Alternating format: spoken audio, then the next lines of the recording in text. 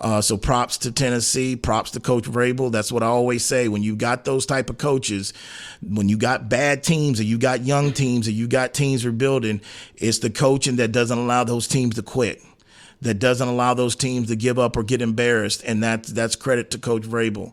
Now, on the Miami Dolphins side of things, I had it in the docket. What does this say about Miami?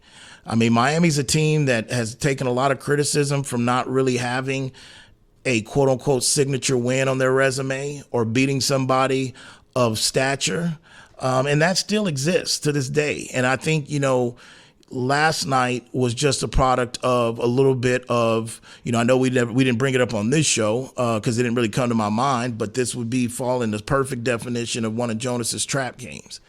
Where you're looking a little bit past and then you're looking over there and you're looking at Dallas and then all of a sudden here.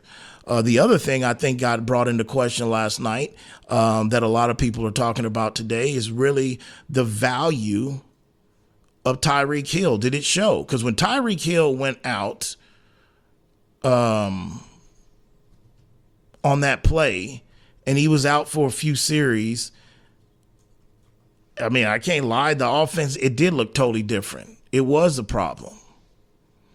And so when we talk about Tyreek Hill and the MVP conversation, because right now the masses, it's Dak, it's Brock Purdy, and with a little bit sprinkle in of C.J. Stroud. I mean, and honestly, and I would put cooling off. Yeah, and that's cool. But honestly, man, you can go ahead and put Christian McCaffrey in the conversation as well too.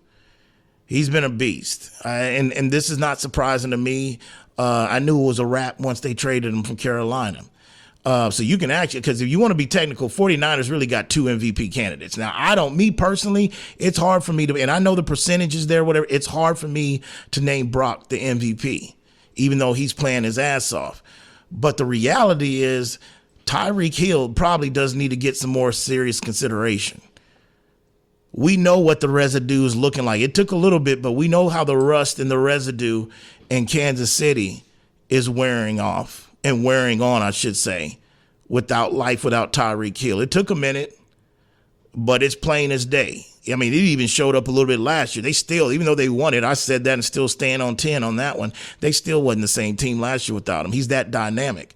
And you saw a glimpse there, here and there with Miami last night when he went out. So it's a bad loss for Miami. I think, it definitely, in my opinion, really almost puts a stake in the heart on home field advantage. I think Baltimore gets put in the driver's seat. Now, I don't know what Baltimore's last few games are remaining. And matter of fact, Baltimore still has San Fran to tango with.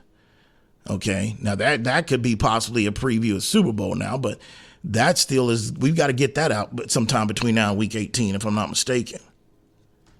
But Miami, they just couldn't get going.